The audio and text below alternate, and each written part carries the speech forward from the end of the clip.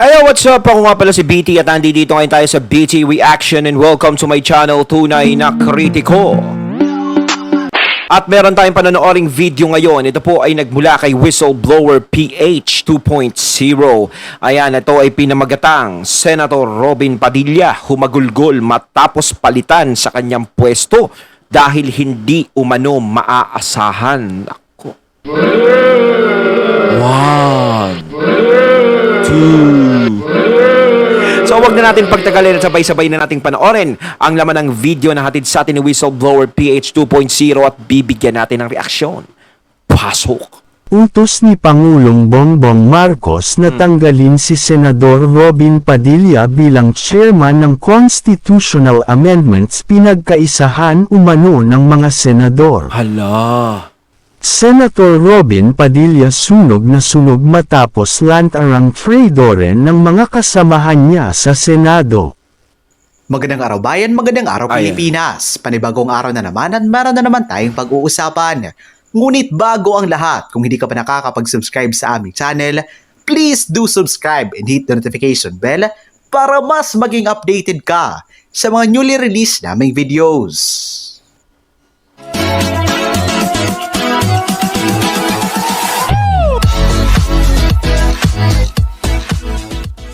Sa isang pahayag nga ni Migs Zubiri kasabay ng kanyang pahayag ukol sa hindi pagpabor ni Pangulong Bongbong Marcos sa People's Initiative upang isulong ang Charter Change Resolution, isiniwalat din niya ang malaking revelasyon ukol sa pagbabago ng chairman ng Constitutional Amendments. Kinumpirma nga ni Zubiring itinanggal na ni Pangulong Bongbong Marcos si Senator Robin Padilla sa kanyang kasalukuyang pwesto nito bilang chairman ng Constitutional Amendments. Halaka! Pero ganda ng bigote ni Robin, no?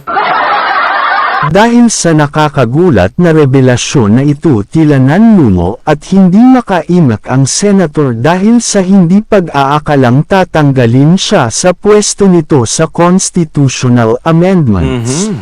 Hindi umano pabor ang majority ng mga senador dahil ang kasalukuyang senator ay nasa ibang bansa at napagtanto ng mga senado na maaring hindi makapag-focus rito si Padilla kaya naman ito ay kasalukuyang ipapahawak kay Senador Sonny Angara. So parang ganito yan eh. Parang hindi makapag-focus si Robin sa mga ginagawa niya, yung tungkulin niya dyan sa Senado. Siyempre, mataas yung posisyon mo, chairman ba yun? Diba? Kailangan talaga istotok na totok ka sa Senado. O, so kung mayroong mga ibang activity si Robin, hindi niya masyadong matututukan yung trabaho sa Senado kung meron siyang iba pang posisyon na nakatalaga dyan. Dapat talaga is yung hands-on talaga, yung makakatutok talaga. So nakikita nila kay Robin medyo siguro hindi masyadong fit. So dapat talaga is yung kapwa niya senador na alam na talagang tutok lang dun. Narito ang full report. Asked Senator Sonny Angara to lead a subcommittee on the Committee on Constitutional Amendments to tackle this particular issue. We chose Senator Sonny Angara kasi kailangan talaga natin dito ay abogado. So, with due respect, hindi ko pa So parang sinabi dito is yung kailangan yung matalino. Hindi talaga kasi lahat ng mga abogado, 'di ba? Lahat 'yan matatalino. Matataas ang pinag-aralan. Kasi yun ang kailangan eh. Kaya magagaling magsalita yan.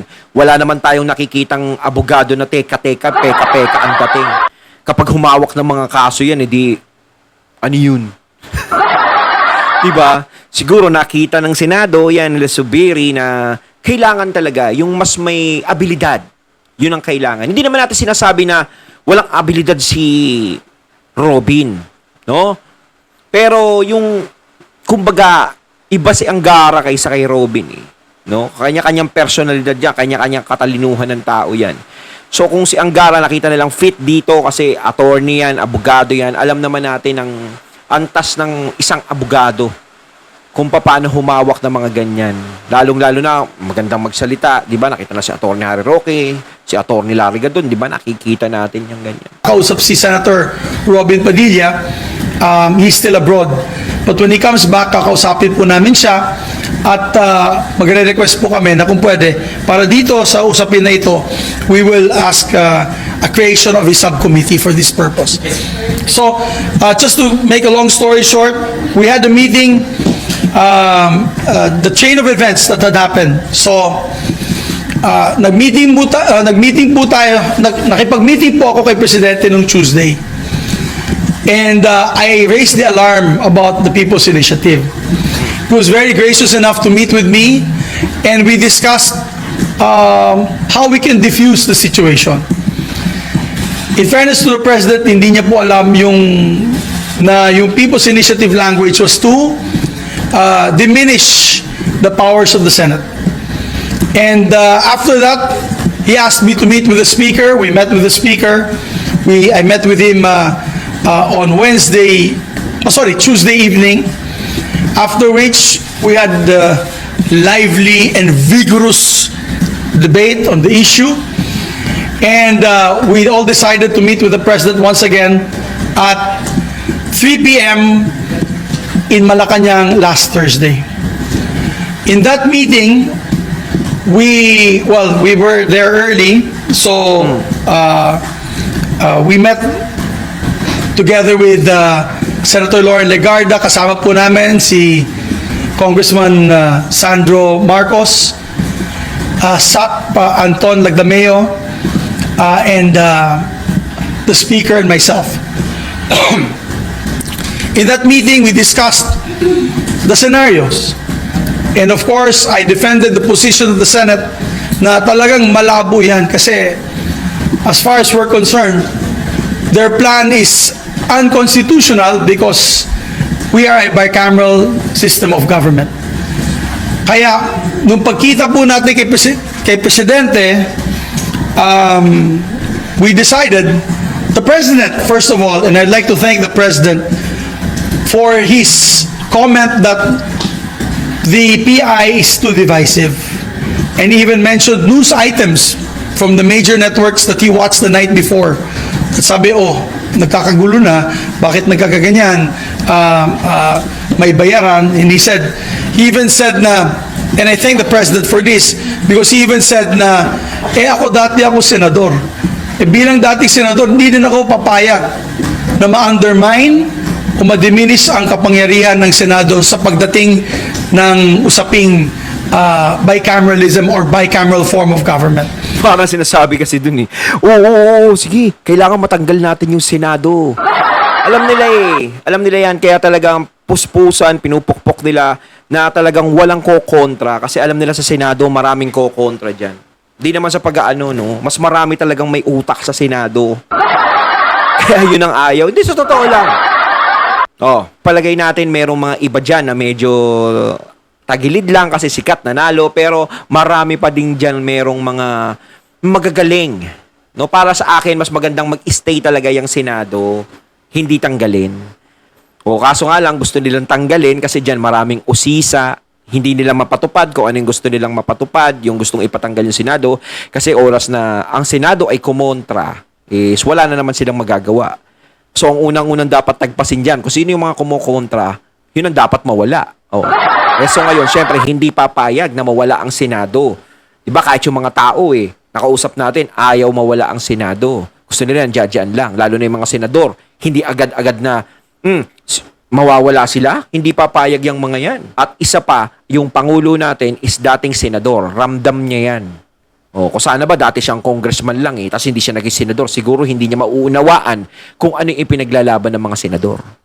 Diba? Kaso naging senador siya. Kaya nauunawaan niya, abot niya yun. So maganda po ang direksyon ng Pangulo. And ang sabi niya sa akin at kay Speaker, sabi niya, why doesn't the Senate take the lead in the discussions of the economic provisions and then you approve your version which the House can adopt? So that was the position of the President. Para hindi na tayo maglalagay pa kung ano-ano pang mga amendments na sa tingin natin ay magagalit ang taong bayan. So, that was quite clear in the meeting, and that's why in the Van de Honor, medyo smiling na po kami ng Speaker of the House at ang presidente ng Senado because we were able to resolve that very big issue. That night, Kasi sa totoo lang, no, yung mga tao is nagagalit sa Congress, ganun. Hindi lang naman ako nagsasabi niya, marami talaga na mga tao ang naiinis sa kanila. So dahil sa inis nila sa Congress is nadadamay ang presidente dyan. Kaya maganda na rin na nagsalita si PBBM tungkol dyan.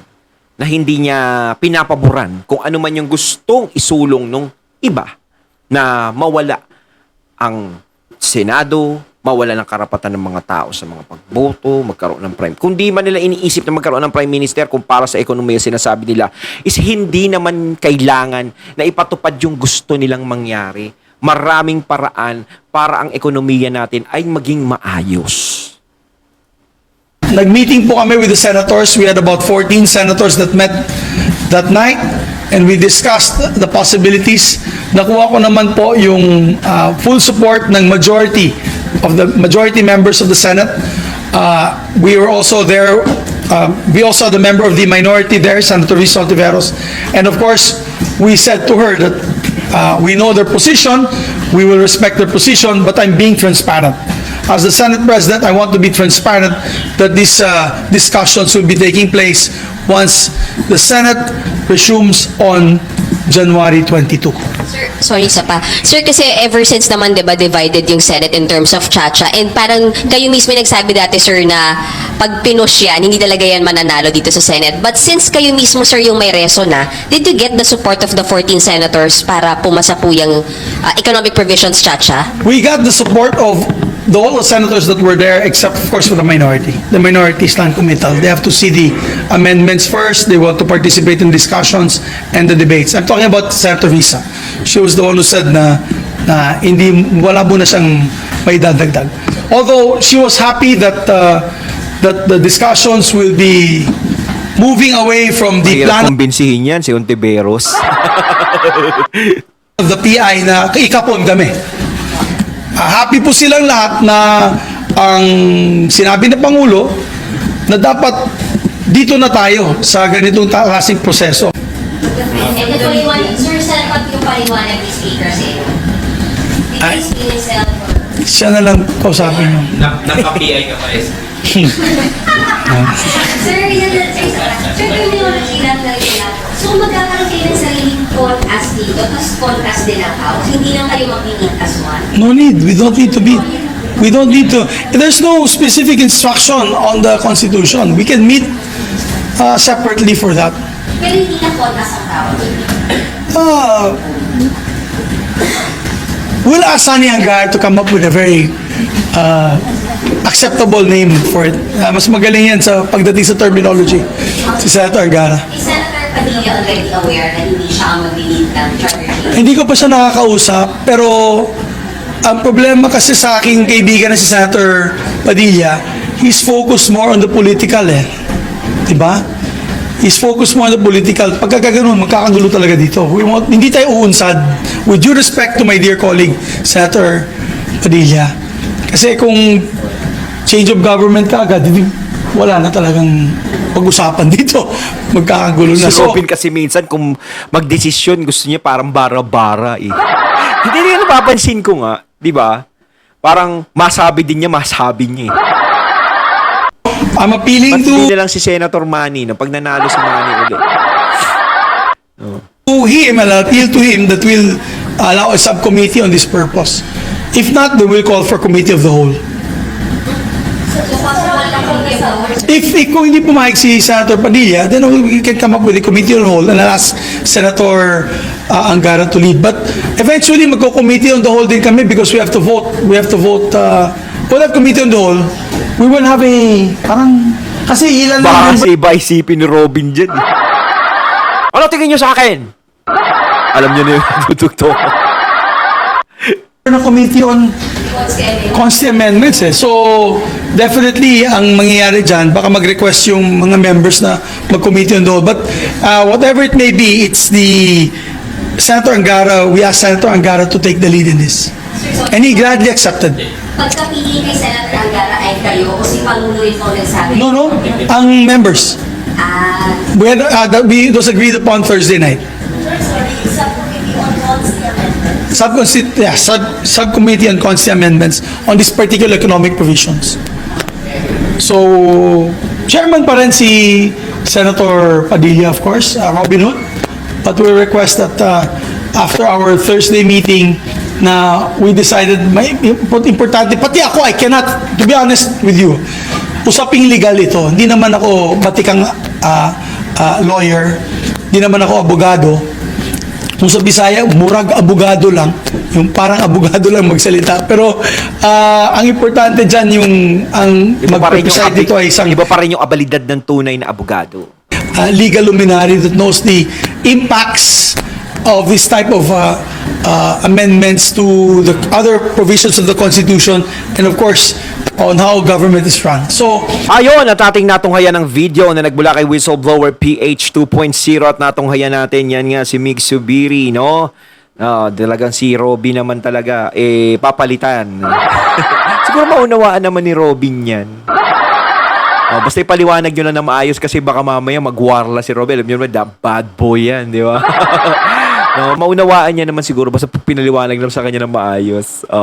Kaya mga katunay, ano masasabi niyo tungkol dito? Dapat na bang palitan si Senator Robin doon sa pagiging chairman at ipapalit si Angara? No? Comment lang po kayo sa comment box. So once again, I'm BT and I'm out. Peace.